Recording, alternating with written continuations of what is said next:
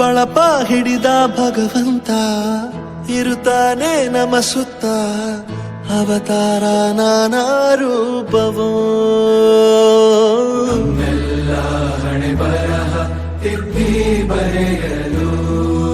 ಕತ್ತಲೆಯಿಂದ ಬಹಂತ ನಮ್ಮ ಕೈಯ ಹಿಡಿಯುತ್ತ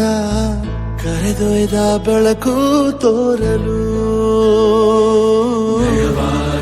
ಗದರೋದು ನಮ್ಮ ಬೆಳೆಸಲು